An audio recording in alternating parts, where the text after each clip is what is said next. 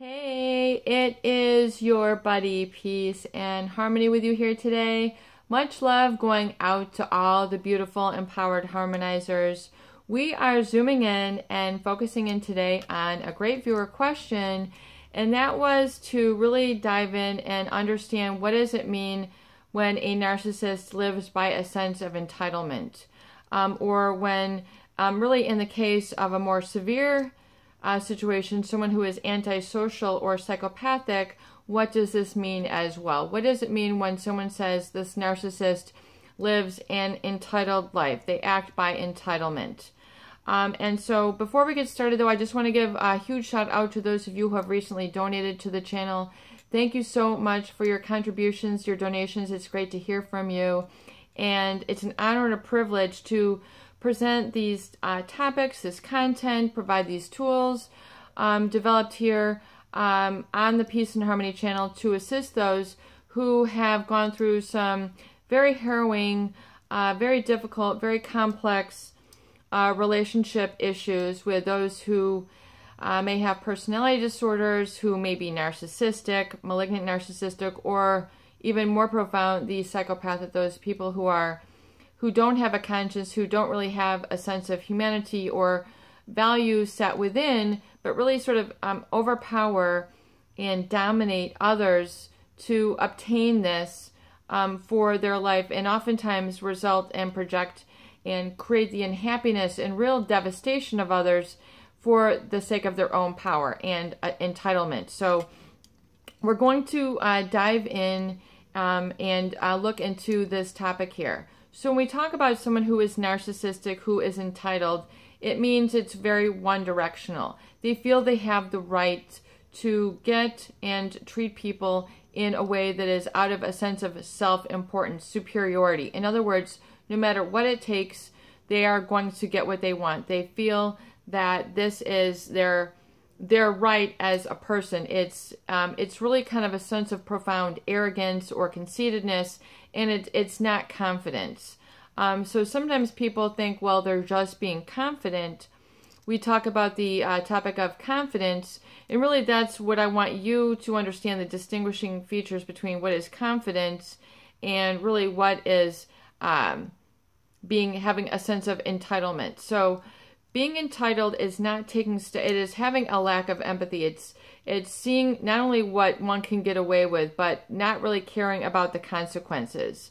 Not feeling that they have to have any sort of responsibility or accountability to either how they hurt people, how they take what they have not earned, or to just see that they are going to have a certain status or an external locus of control, which is really is a way to belay their sense of insecurity. So their entitlement is really a ricochet effect of a lack of this. It's a lack of confidence. It's a lack of humbleness. It's a lack of value.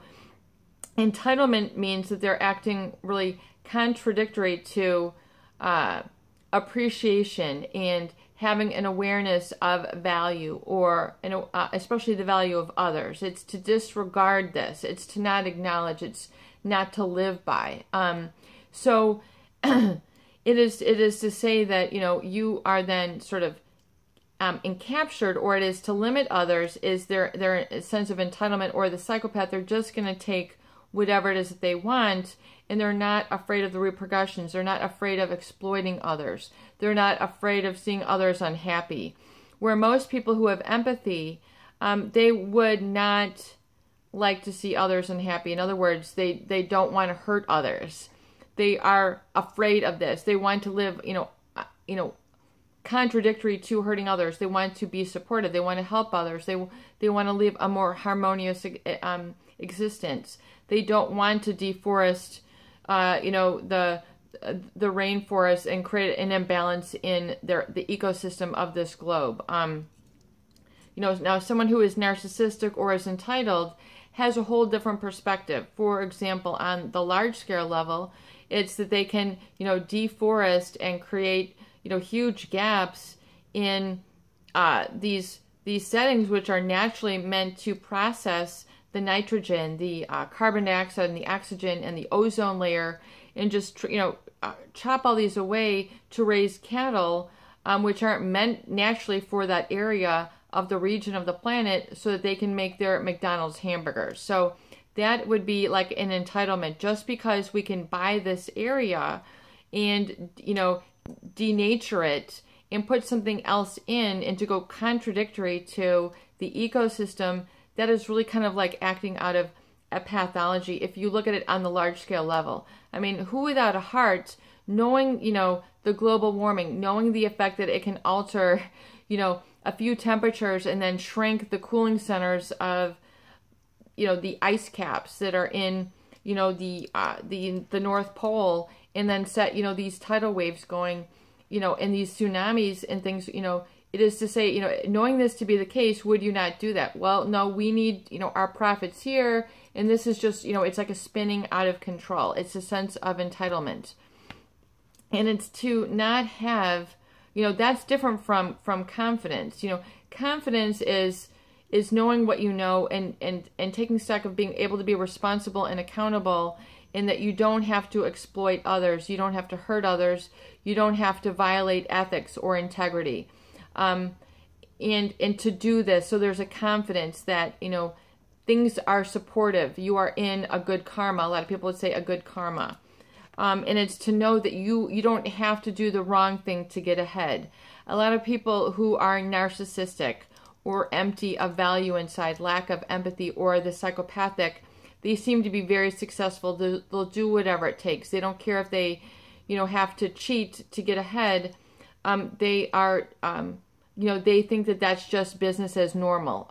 There are a lot of other cultures who also act with this, and I'm not pointing out any cultures, but, you know, if it's, you know, if they're trying to, you know, if their products don't pass toxic level standards, or the air out there is not even breathable or, you know, safe for human consumption, to the fact that you have to like wear a mask, the fact that the pollution is so bad, or the factories are so bad that there's a smog that, you know, shades the city so that you can't even see the sun, you can't even see the blue sky. So this, you know, these are examples of entitlement, and, you know, just sort of exploiting and not taking responsibility or accountability for a negative impact or a negative influence. So the if you are in a relationship with someone who is narcissistic or psychopathic, you will unequivocally have encountered this sort of entitlement behavior, where they feel entitled to cheat. They feel that, you know, because it's there, I'm going to take it. I don't have to, you know, this is somebody else's. And this would perhaps make them feel that they're connected to me, even though we're not. So, in other words, they have an ability, especially in the psychopath, so we're talking about a very, very broad spectrum here, but in the experience of such. So your witnessing of exploitation can go from the minor to the very severe.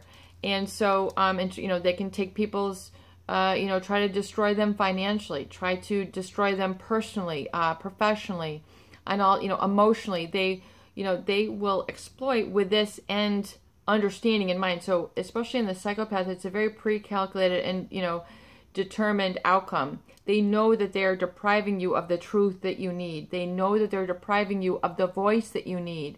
Yes, they unequivocally know that they are fooling you and leading you into, you know, a whole delusion, and you are taking it as reality. So the psychopath unequivocally knows that they're acting out of this entitlement. They think that because they don't have the same sentient connection as others do to people, to places, to events, to just the emotional content of things. They don't have emotions. They're more intellectual. And so they're able to outsmart, manipulate, and connive and con others into getting what they want, or having others think what they want. And this is their entitlement, because they think that because they are this way, how can I use this to my advantage? In other words, how can I, usually it's, you know, how can I get more money, more, you know, connections, more affairs, you know, whatever it is that they're going to do to overpower. It's going to vary per person, per situation, per event, but they're going to try to get this, what it is, whatever it is that they want. And even if it means hurting others, even if it means neglecting others, even if it means lying to others, being highly critical or judgmental, making them feel less than to keep that status. It is always going to be, that is the entitlement issue. They have the entitlement to make others uncomfortable. And not uncomfortable in a positive way, like grow and stretch yourself, but, this is, why are you doing this in the business meeting? Like, this is really, not right. Why are you touching me here in public and, exposing me physically in public? Like, this is, not appropriate. So they have this, that is called entitlement. And then confidence is a state of authenticity. It's completely different. So a lot of people think, wow, that guy or girl is so confident. They just seem to, not really care and just do whatever it is they need to get it done. And so they'll think, wow, that's confidence. When oftentimes what you are looking at is a sense of entitlement and then exploitation. So it's very important to know the difference, because confidence means you have a sense of knowing and trust within yourself, that you can get the job done. You know your product, you know your service, you have a sense of knowingness. And that is what is released and living within you. And it's a sense that that this will always, it will always be there. So in other words, if it's the thing that if you don't know the answer, you'll get the answer. You are confident. And there's a different feeling of trust connected with that experience. And it comes from a sense of knowing. So when people have a lack of confidence, oftentimes this is a result of being in a relationship with a malignant narcissist or as a psychopath, especially after the exposure, those valley moments is they lack confidence. They lack trust of their own senses. There's in this whole whirlwind, they've got this disconnect. And then the post-traumatic stress syndrome, where they're completely dissected from the divine in their life. They don't have a sense of confidence. They are very unconfident. They're very shaky. They're very threatened. They're really, they haven't even hit the cocoon stage. They feel like they're not even a cocoon. They don't see that they have the ability to alchemize the situation and become something different than just the chrysalis, that they can actually are the butterfly. So they are actually something different than what they feel. And so it's to acknowledge that what it means to be human. And to be human is to be divine. It's not just saying you are God, but you are divine. The divinity is within you. And that is, which has created the cosmos. So, we are stardust. So, we have that bit of infinity within us. And so to acknowledge that and say, wow, maybe I'm, taking the perspective of this narcissist, this damage, this dark energy, this dark hole energy, maybe this has had too much impact in my life and I've given it too much credence. I've given it too much attention, and it's okay now for me to let it go. And I have the confidence to let it go, that I'll be able to handle living in touch with the divine and the healing energy. So it's to allow that. Some people it's so contradictory to their struggle that they can't accept healing.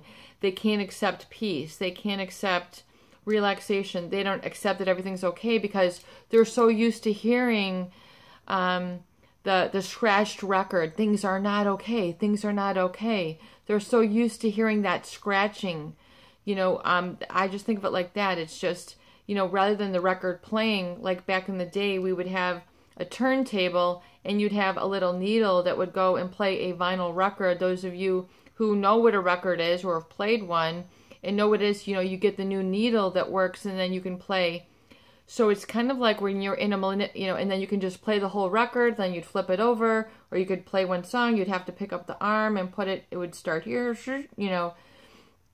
It is to understand that really the malignant narcissist is, so if you think of that record as kind of like what your authentic divine which runs within you, which is you, your core, and you take this into your job, your family, your life, what you eat, how you spend your free time, so it should be playing. It should just be able to play on a healthy groove. So I really think of it like as the malignant narcissist or the psychopath who is entitled. They're just like, I can mess you up. I can play with you. I can manipulate you. I can shame you. I can victimize you and just leave you there. And then however you react is up to you. And then you feel stuck. You're not able to, it's like having a big, scratch. You feel damaged. You can't play out the song of your life, or the music of life can't really run through you anymore. You don't feel uplifted or enlightened, or you're being the best you can. You feel kind of like less than, or like I'm not good enough, or this other person is better than me. Oh my gosh, like I feel uncomfortable. So, you're having those thoughts. So to eliminate those thoughts is to have confidence, and it's to know you are divine just the way that you are, and to get out of the comparison mode. Me is compared to the narcissist, me is compared to the psychopath, me is compared to yada yada. Yada yada doesn't matter. It's to release all that and allow that, the energy and the light, the happiness, the okayness, the confidence is from the divine. It's bestowed on you from the divine. It is your divine right to be confident and to be at peace and pursue happiness, life, liberty, and the pursuit of happiness. Life, liberty, and the pursuit of happiness. Just think about what that means to you. If you want happiness, what does that mean to me? Liberty, what does that mean to me? Life, liberty, life, what does life mean to me? Life, liberty, and the pursuit of happiness. If you want to just focus on those three, life, what does life mean to me? What is my opportunity here? Just keep it simple. Life, what does it mean to me? I have the opportunity to experience the mystical. I have the experience to work in science. I have the experience to work in a spiritual journey. I have the opportunity to garden. What does life mean to you? Next, what does liberty mean to you? What does liberty mean to you? Does it mean to be free, to be able to breathe good air? Does it mean to be able to drink clean water and appreciate it? Does it mean to live at peace and appreciate it? Does it mean that you can be responsible and appreciate it? To have boundaries and standards and appreciate it? What does liberty mean to you? And pursuit of happiness. What does pursuit of happiness mean to you? Does it mean that I can do whatever I want and hurt others and hurt myself? Is that what happiness means? Does it mean that I can eat whatever I want and eat a lot of junk food and then feel sick? Is that what happiness is? Is it to drink, get drunk, feel sick, feel miserable, feel dizzy, have cirrhosis of the liver? Is that what happiness is? Or what is happiness really? What does happiness really mean to you? So it is to acknowledge and validate that, and that is confidence. So once you know that and you plug into that greater grid, you plug into that sort of different realm. I call it quantum healing that we focus here on the channel. It's that seventh sense. So it's getting your senses in congruency. It's getting your instinct in congruity. It's getting your higher awareness. It's to getting your spiritual and all your various levels in congruency, and then guiding your life. Your intuition and your higher consciousness. So your crown is like right above your head, and so that portal area of your head actually connects within all your body and your etheric energy. It connects to a higher source, which is the divine, your higher consciousness. You call it the angelic realm, or the realm of the infinite or divine energy. So it's connecting, and you're passing through this, but you're constantly there. So it's to acknowledge that and to allow yourself to experience that once in a while. That will bring you confidence. It will help you alleviate a lot of that struggle and strife and feeling that you're not good enough. And then the comparison, you're able to honor and appreciate, and you don't feel at a juxtaposition or against things anymore. You no longer have to be a counterforce to the force or ego of others. So it's an allowingness. It's like, the energy can flow, the light can flow, the feeling of fluidity can flow. You don't feel like a speed bump. You feel that you can just begin to get into a pace, and then you might need to do some repair of what had made you feel less confident in the past. So what were you doing out of lack of confidence that was creating this damage within you, or creating this block or this heaviness? Some people call it living an unclean life, over drinking, drugging, overeating, gambling, eating disorders, having a life out of balance, you know, doing too much, working out too much, working too much. A lot of people say, well, I thought that was my confidence, when actually perhaps it's causing you to further hurt yourself and self-sabotage. So it's like learning now, you know, it's a learning in a higher state. And so the entitlement is kind of what you will see. And so once you can acknowledge it as such, you no longer like hold that on such a high pedestal. You're just saying, okay, that's how that person is. You know, I'm going to step out of the realm of damage though, and I'm going to now enter into the realm of confidence. And that is of peace, humility, appreciation, value-centered, purpose-driven, intention-driven life. And it is an interactive state. So you have a relationship with yourself and the higher power from this place. So it's a being space. It is within you. It's not like you have to go shopping for it. You know, it is within you. Your 2 feet are here. You know, you've got a lot of energy all the way from, you know, your feet all the way up. I mean, you connect to the earth, and then you connect to the higher consciousness. I mean, you have it all. And you can do this. You are this. It is being this, and it's allowing this, and it's eliminating the self-limiting beliefs that have been implanted by the narcissist or the malignant psychopath, or, you know, however it was embedded in you, whatever stage. A lot of people have had this going on since they were a little girl, like, and, you know, and then some religious traditions will help you to graduate this, like your confirmation. You might have selected a confirmation name, and, you know, you were giving yourself, and maybe you honored it, you know, you took the name of a saint, you know. And now a lot of the Catholic religions will do this. So, you know, maybe you come from another religious background. You know, maybe you were Jewish, and you had your debutante or your bar mitzvah or bat mitzvah where you're kind of coming of age. So think back and reflect back to those moments where, you know, you were accepting your higher self when you were a younger person, and like, here you are now. So, you know, it's like acknowledging in confidence now that you want to take yourself to the next level, and you want to get there. You want to live, you want to be it now. Be it now. And so when you do that, you're like, whoa, you know, I didn't know it was that easy. It was so quick. And then you're able to just relax all the tension that you picked up from other people, the judgment, the harsh statements, you know, the things, you know, you need to stop interacting with that. And then all the memories that have been stored within your body, you need to stop interacting with that, and then get away from that entitlement. That is not confidence. That is not what you need or probably should be looking up to. You know, look at other mentors which can help, you know, kind of lift you up in the way that you want to be, which is healed, which is self-healing, and which is giving you confidence and empowerment, which is an energy, which is an awareness, which is yours, and it cannot be taken away. And it'll give you a wisdom and a solution as you go about your day, and you'll hear things, you'll feel things, you'll sense things. Aha, you'll have a lot of aha moments. You'll have synchronicity. You know, just amazing synchronicities. You're like, this has my attention now. I mean, you're like, whoa, you know, you are no longer feeling neglected. You're no longer feeling unheard. The divine hears you, and then you experience it, and you're like, whoa, something has my back. Something has my heart. Something has me. And it's to say, excellent, you know, that is awesome, you know.